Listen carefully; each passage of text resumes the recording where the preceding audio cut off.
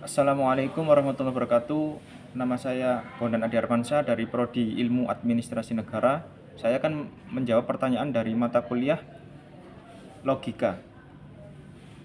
Yang pertama, jelaskan dan sebutkan 3 macam term. Yang pertama, term konotasi. Secara singkat, dapat dinyatakan merupakan suatu uraian tentang pembatasan arti atau definisi, sehingga konotasi term adalah suatu definisi karena menunjukkan jenis dengan sifat pembeda. Contohnya, konotasi kata term hukum adalah peraturan sebagai unsur dasar atau jenisnya yang bersifat memaksa. Yang kedua, term denotasi. Keseluruh hal yang ditunjukkan oleh term, atau dengan kata lain keseluruhan hal sejauh mana term itu dapat diterapkan, mencakup semua hal yang dapat ditunjuk atau lingkungan yang dimaksud oleh term.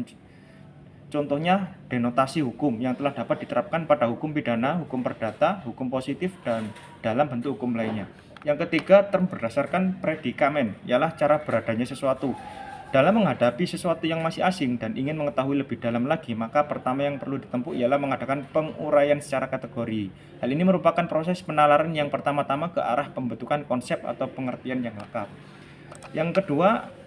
Pertanyaan kedua adalah jelaskan dan berikan contoh sesat fikir atau logical fallacy dan bagaimana cara menghindarinya. Jawaban yang nomor 2 adalah logical fallacy adalah kekeliruan dalam proses berpikir yang membuat sebuah argumen atau klaim menjadi tidak valid. Kesalahan ini bisa terjadi dalam bentuk mulai dari penyederhanaan yang berlebihan hingga kesalahan dalam menarik suatu kesimpulan. Pada dasarnya, logical fallacy seringkali muncul karena seseorang mencoba memenangkan argumen dengan cara yang tidak logis. Contohnya, misal saat orang mengkritik kebijakan pemerintah, respon yang diberikan bukanlah menjelaskan kekurangan kebijakan tersebut, melainkan menyerang pribadi orang yang mengkritik, seperti kamu nggak punya pengalaman politik, jadi nggak usah ngomong politik. Cara untuk menghindarinya, Cara untuk menghindari sesat berpikir atau logical fallacy adalah kita harus bisa memastikan bahwa kita mampu berkomunikasi secara efektif dan menyampaikannya dengan jelas dan logis. Yang pertama, belajar berpikir kritis dan teliti. Artinya, jangan menerima argumen atau klaim begitu saja tanpa mempertanyakan atau mengevaluasi.